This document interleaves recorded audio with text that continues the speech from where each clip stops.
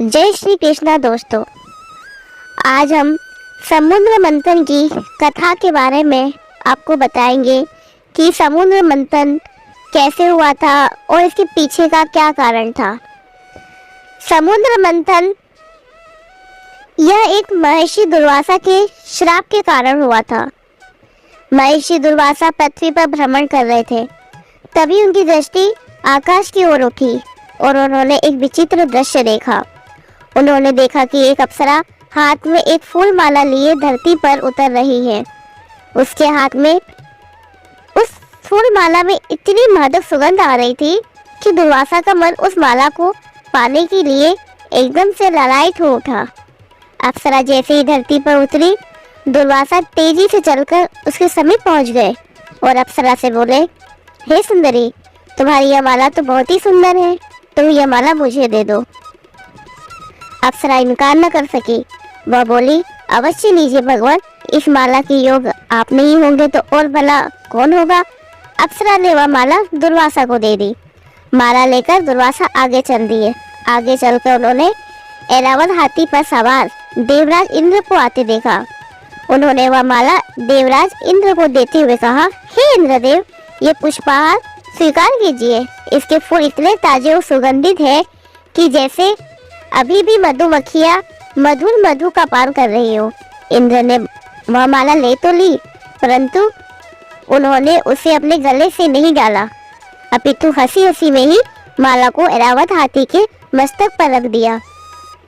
ऐरावत हाथी उसकी सुगंध से ऐसा उन्मत्त हो उठा कि उसने वह माला अपनी सूंड से उठाई और उसे भूमि पर फेंक दिया। अब यह देखकर महर्षि दुर्वासा बहुत क्रोधित हुए और क्रोधित होकर बोले, हे इंद्र, यह कैसा मूर्खतापूर्वक काम किया है। मैंने तुम्हें दिव्य पुष्पहार, जिसमें स्वयं समृद्धि की देवी श्री लक्ष्मी का वास है, तुम्हें भेंट दिया था, उसका तुमने अनादर किया है। कान खोलकर सुन लो, जिस प्रकार तुमने इस दिव्य पुष्पहार को पृथ्वी पर फेंका है, मैं तुम्हें श्राप देता हूँ कि इसी प्रकार तुम्हारी शासन की सभी शक्तियाँ धूल में मिल जाएंगी। इंद्र को अपनी करनी पर पश्चाताप होने लगा। वे ऐरावत हाथी से नीचे उतरे और दुर्वासा के आगे अपना शीश झुकाते हुए बोले, हे ऋषिवर, मुझसे भारी भूल हो गई है, कृपया करके मेरे इस अपराध को क्षमा कर दीजिए। किंतु दुर्वासा टस से मस नहीं हुए। वे बोले, इंद्र, न तो मैं करुणामय हूँ और न ही मैं आसानी से किसी को क्षमा करता हूँ। मैं तुम्हारी एक भी विनती नहीं सुनूंगा। तुम तो स्वभाव से ही घमंडी हो। तुम क्या समझते हो कि मैं तुम्हारी इस दिखावटी विनम्रता से पसीज जाऊंगा। देवराज इंद्र निराश होकर चल गए। दुर्वासा के श्राप के फलस्वरूप उस दिन से प्रकृति में परिवर्तन होने लगा।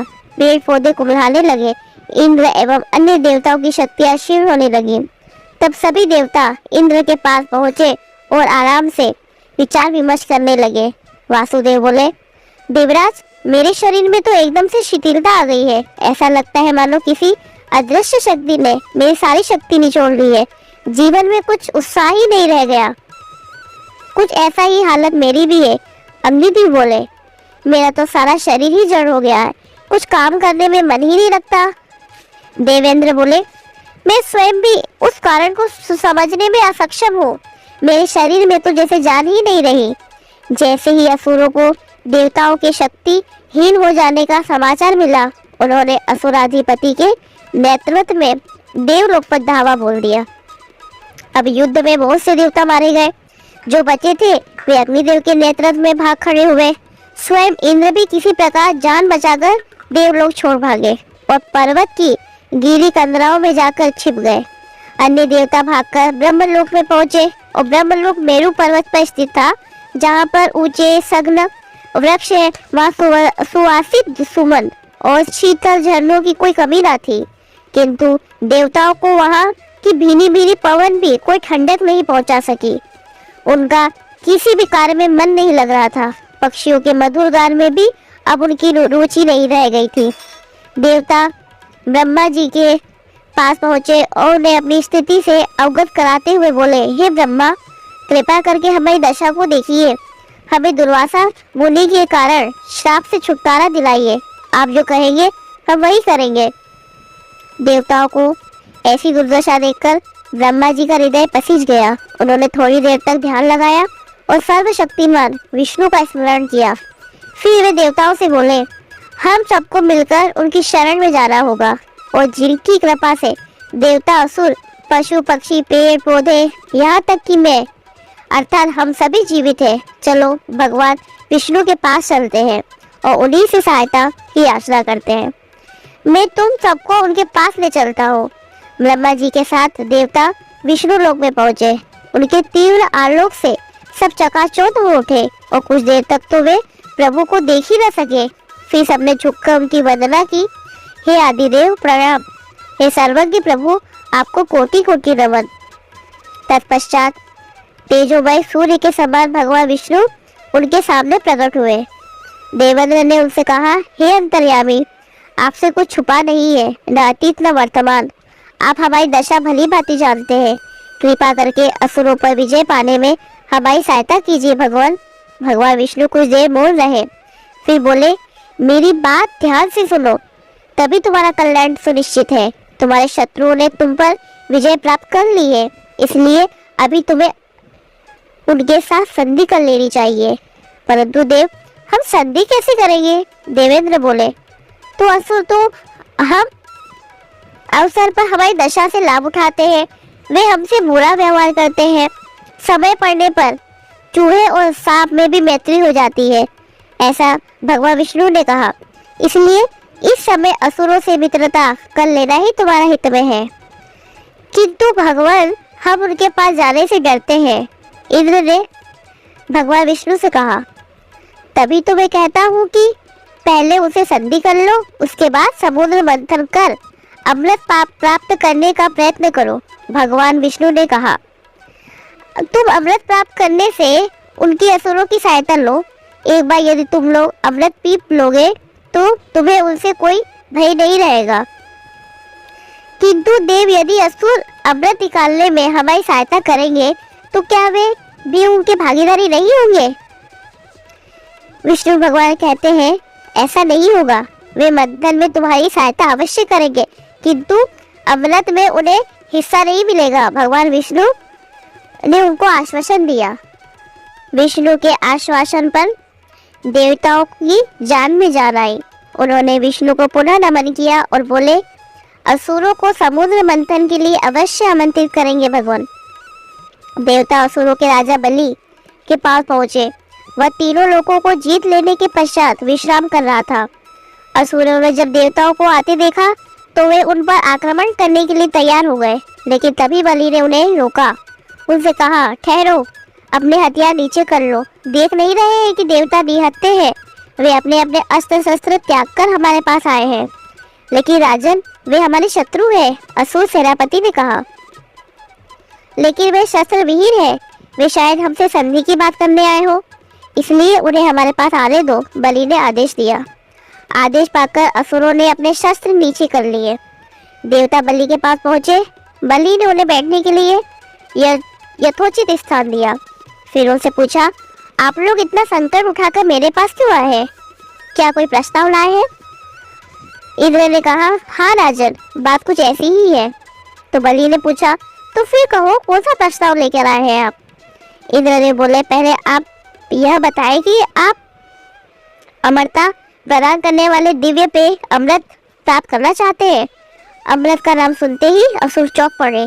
तभी राजा बलि ने कहा, अमृत में तो हमारी सदा से ही रुचि रही है, हम उसे जरूर प्राप्त करना चाहेंगे, लेकिन उसे प्राप्त करना तो असंभव ही है।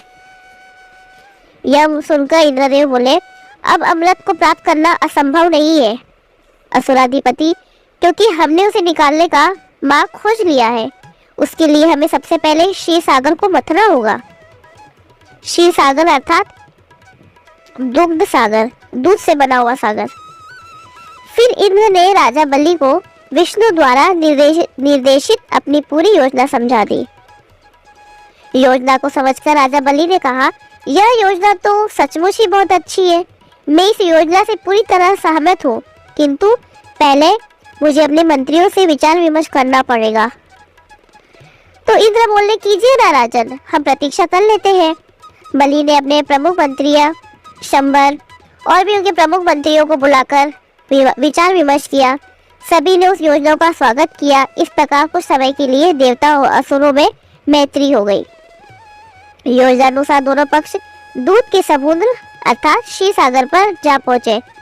उन्होंने अनेक प्रकार की जड़ी बूटियां सागर में डाली। अब प्रश्न पैदा होता है कि सागर को मथने का। तब राजा बलि ने अपने मंत्रियों से कहा, हमारी तैयारी तो हो गई है, किंतु यह समुद्र तो बहुत ही विशाल है, इसे मथेंगे कैसे और किससे मथेंगे इसे? सिर्फ एक पर्वत से ही मथाने का काम हो सकता है, जिसे हम क्षीर सागर को मथ सकते हैं। वह पर्वत कौन सा पर्वत है?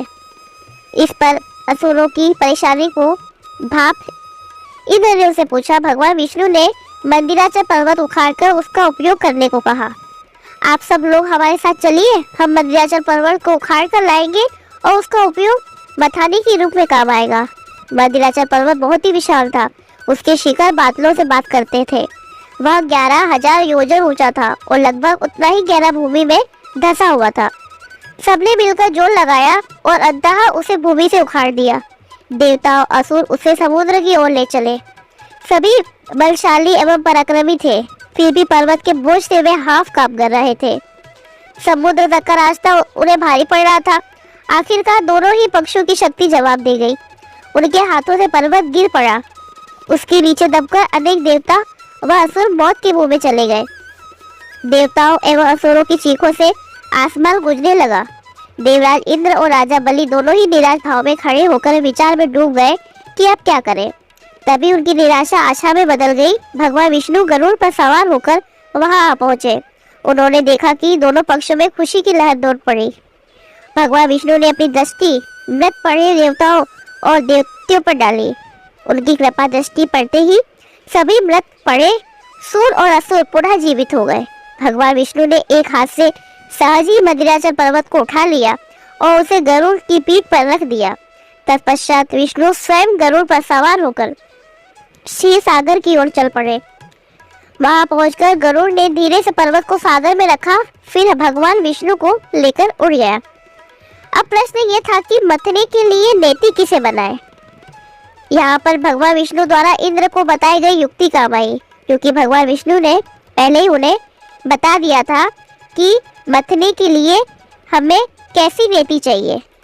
अब उन्होंने नागों के राजा वासुकी को इस काम के लिए प्रयुक्त करने का निश्चय किया।